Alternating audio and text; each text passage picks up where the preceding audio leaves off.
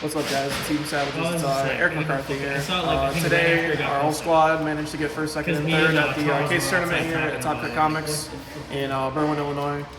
I went X1. My only loss was the person who got first in our thing, but you know, the squad won today. That's what really matters. I played Snake Azamin, Fiendsmith. It's just my personal choice for the best deck in the format, I believe. I have no complaints before we get started, though. I got a few shout-outs. Obviously, shout-out to my team, Team Savages, and Little Fat Tourney and Salt and Friends are two amazing individuals in our local area. And shout out to my favorite game stores of choice with the Chupacabra Games, Naperville. If you ever feel interested, come on out and whatnot. Other than that, let's get into it. One of every single Snake Eye monster. Did you consider 2 Oak at all? I think if you play 2 Oak, you just don't know how to manage the resources well enough. I think you need to play Birch. If you open, there are times where you open both of these or whatnot, and you're like, oh, it's so little odds, it's a 1-up. Well, then if you do that, though, you have to normal this. That's 10,000 times worse than opening this. If you open this, you can at least go for a Princess line and revive it later and do some stuff. Yeah. This card does nothing after it's negated. This can be searched off this as well, which is another extender, and actually comes up on sometimes on opponent's turns where I've summoned it out of the back row. And then I've summoned a Snake Eyes DBL Star from back. My opponent just can't get through for damage because I have this thing in the field. I never considered changing any of these at all. I think that you just need to play Birch. Birch is such a crazy extender. Probably the best card in my deck all day today, unironically. Perfect. And then 3 Witch, self-explanatory. Yep. 2 Engraver, 1 Lacrima, 1 Lurie. Tracked 2, right? So that's land, I guess. Yeah, I guess I can track now. Where are you at? Where are you at? There you are. So this engine, is still broken, even though you don't have Beatrice to do like your combos anymore. This card specifically, and the extra body this just gives you because you're able to send the engraver, summon the engraver, and make your sequence there. It's so strong. Yeah. Just the extra body is so insane. And then obviously opening engraver is still crazy because you have to make that Ezra before you even do anything or whatever. Yeah, definitely. We're not changing any of those. No. Non-engine hand traps. 3 Furos. Most busted card. I did this to so many people today. 3 Ash, 2 Ogre, 2 Nibs, 2 Bestials, and 3 Imperms. I played a lot of hand traps. So I thought about cutting these before the event started today, but I figured with all the Fiendsmith and the U-Bell still running around, there's just no, you can't. This card sucked. It never happened. This card, on the other hand, was the actual probably best hand trap in my deck all day today, outside of from Cross and Ash Blossom. So right now in the format, there's Deception, there's Desiree, there's Spirit Gates, there's the Tempai Field spell. There's so much stuff that the Ogre just kills. And it even against more kind of rogue style decks, like stuff like the Whitewood, like Centurion decks, or even against what was that deck called? Kistira. It hits like Birth or hits like Unicorn off the field, so they have to get the Birth and the Reborn, which feels bad if they don't have another name in their hand. The Ogre was really good, and then just don't worry about those ones. Everyone knows about those cards. If you have questions about them, you haven't been playing Yu-Gi-Oh for the past I don't know how many years on. Well, that one just came out, but you know. Most busted. 3 Deception and the 1 Hallowed Azaminia. I hate this engine with a burning passion. This engine is broken. It forces every piece of interaction on the spot. If you don't do anything, you're going to get hit with a search followed by an Omni Negate. They're going to do full combo underneath protection, and it is so dumb. Resets itself and is also a win con in time. It's dumb. But you're playing it. It's because it's broken. 3 Wanted. Snake Eye deck, it's obvious. Yeah. The original Sinful Spoils.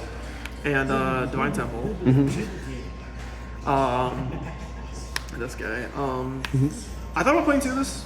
I really did, because there are just some times where you want to have as many Sinful Spoils in the deck as possible to make the Deception even better. Yeah. Unfortunately, though, opening this card kind of feels a little awkward. Because you need to have something face up obviously send for it, and it feels really bad when you have to send a monster in your zone for it. Yeah. It's only good when you have backup pieces. OCG was doing a lot of that. Yeah, well that's also because they have every star hitting the dirt. Yes.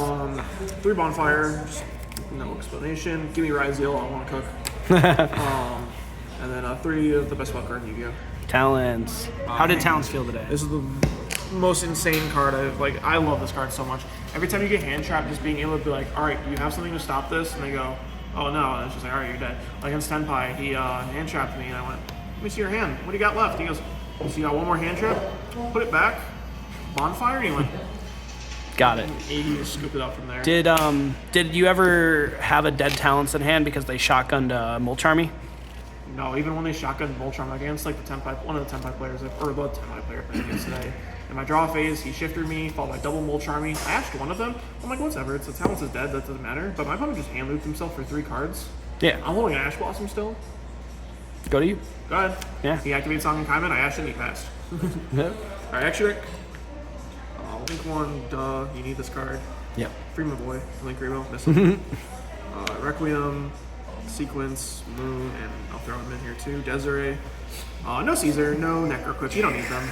I've never missed the cards. I just think making this card's a lot better right now. There's just something with all the board breakers running around. What is Caesar gonna do to a right Hickey?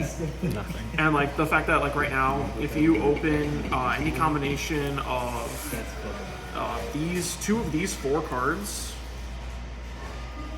and also you can, if you open what's it called? Like if you already open like a starter, like if you open like one of these 2 or Bonfire. So realistically, not including this one here, but like any of these with any of these with any of themselves or any of these can do full combo, and then you get a set Wanted, so Desiree can beat the Dark Roller, so you can activate Wanted, and then Desiree can negate it. Yeah. I just think that's better than anything on Caesar. I think Caesar's just so bad right now. I've never used Caesar. The Link Sisters. You're next. Yeah. Let's in terms of certain forbidden list, you're next. It's banned. I was always an advocate for, I think the card is fine, but the other siblings. Did Dark feel good today? So there's for the longest time I've been debating on playing Phoenix. In the end, I did not decide to play Phoenix. I think Dark was better, simply because with the Azamin card being out now, you can use it as a link material to make this, or use it with U-Bell Star. With U-Bell still running around, this card just seems too high value to make like Princess and play through hand traps and whatnot.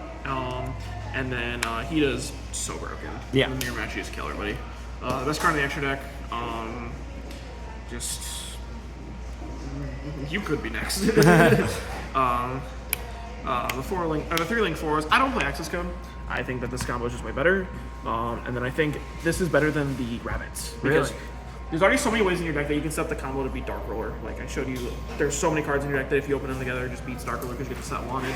I think this is more flexible. It's because if you do get Dark Roller, then your Rabbit, like, you have like a trap card that negates whoop-de-doo, but like a negate summon. But like, I think having the pop, the revive, some more floating, and then you also, if they kill something, if they keep pushing through and killing yourself, this kills another card. This is just, you're dead. If this is summoned, it's your brain should go into red alert mode because it means you're about to die. Yeah. And then Sea Lances is the most disgusting link for I've ever read in my life. These things, like I said, I hate this engine with the Burning Passion. This searches, makes all of their monsters smaller. If it dies, go gets a Sinful Spoil spell. This is an Omni Negate that doubles other, you're never doubling damage because it only doubles other ones. And then you just keep recycling them, and you just keep getting the engine back online. The engine technically is an infinite grind, because Deception, you flip it up, you send it for the Azamin, I think, you get this or this out, and then like the next turn, like after the Deception will come back on your end phase. Your next turn, let's say you use this negate, the spell bounces this, the extract, add it back to your hand, you flip up the Deception, you summon this again. It's an infinite negate engine, so every turn you will have a negate if you have that online. Yeah. Side deck. Whee! Did that come up for you? Nope. Because once I see my opponent has no more interaction, I know to just start playing and just be like, all right, do you have something? No? All right, I'm gonna go. Tell me when to stop. Yeah. I don't have to sit there and like think a lot. I've been playing that for a while. Yeah. 2 Crows. Crow's actually really good. I liked Crow a lot. I think I might actually bump this to 3. This just felt like more Bestials, but this one can also hit original Sinful Spoils, which is very relevant. Because like if they're starting the combo and whatnot, as soon as they pitch for the to make the second fusion the negate, you can just on the spot DD Crow the original Sinful Spoils, which makes them use the negate or they lose their ability to start. Because if that's their only starter, they have to protect it, which means that all your hand traps, other ones, are gonna go through. Damn. How many times did you do that today? This a lot. I did this a lot of people. This a lot of UL opponents, and I did it to the White Witch Tourney as well. Nice. And it was also good versus Lab because they crowed his Big Welcome. Oh my god. And he tried to reset it. Poor guy. Yeah, he was kind of upset with that one. 2 Lancia. This is a Ritual Beast, but almost playing Ritual Beast. It's just a hard matchup for the deck. It does suck, but it's a hard matchup for the deck because it plays Shifter and infinite hand traps. Yeah. This also was like not terrible. I put it against one of my UBL opponents today. It was not terrible. I did see it.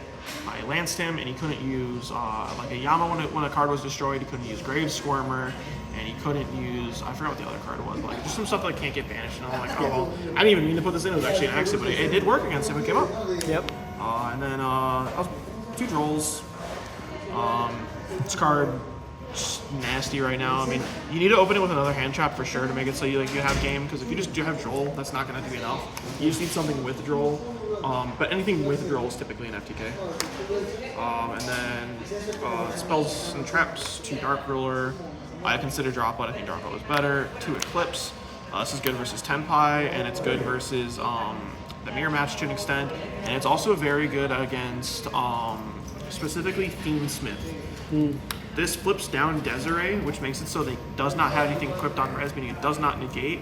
So like against all the Fiendsmith decks, I've been putting this in as a board breaker just because Desiree is the real threat for me.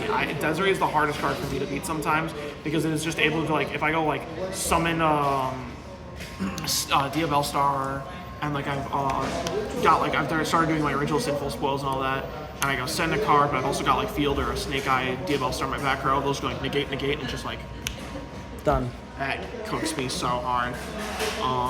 And then 2 even leaves for just, the decks that have that like lose this card, so like the lab decks that I didn't draw us against. And shout out to the dude that let me draw, the Labyrinth opponent that let me draw 2 cards off him because he didn't respond to this when I did this on my own turn. Nice.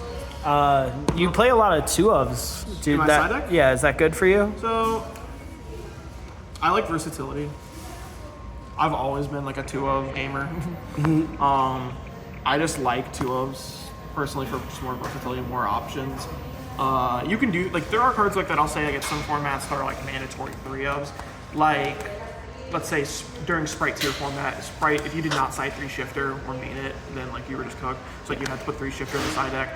Or there's like some decks, like I guess there's some cards in the format that just like beat certain decks, like when Goki was around or whatever, you just had to make sure this was in your main or side, and if it was in your side, it had to be a 3-of. The only reason I do this one as a 3-of is just because if I'm going second and time is counting down or whatever, I want max chances to make sure I'm not just gonna get cheesed and lose or like get a draw for no reason. Yeah. When I can just win the game, I know because my hand's strong enough, or if I can draw this thing. Yep. But the rest of these, none of these are like, the idea behind these ones is like, none of them all, in any sort, feel like, oh, they're just a death sentence of a deck in the format. Like, except for like this one versus like Beast, but it's like, whatever. Yeah. So I wanted to play the max copies of other cards as well that I could see in like injunction with them, but still having different versions of like each kind of card at the same time. So like I could open Droll, sure, but then like if that's not enough, I want to open like I want to have like 3 different other options depending on what kind of board state they're weakened board state they've made to help play through it. Like if I Droll them, they can't search and all that. So I want to make sure that I'm not just limited to like, all right, well, what's my board breaker of choice? So I only have like Eclipse in the deck. No, I want to have the max options. I want to be playing like 3 different other kinds of cards at 2 of. Sure, maybe I'll see, maybe hopefully draw one of those 3 different kinds of cards. I'm not just limited saying, oh, that's the only other card in my deck and I have to draw that one, and even then that dynamic good. Mm-hmm. So just versatility. Versatility is just the name for me. Got you. Deck felt good? I would not change a single thing in it besides maybe the nibs, but even then though, like, there are just some times where you just have to play nib, and if you don't, you're just going to get cooked. Drop what to consider, maybe main deck the crows, but otherwise, no, I felt really good. Yeah, like I said, same people shout out. Shout out Bernard. Shout out this handsome individual right here. And bye.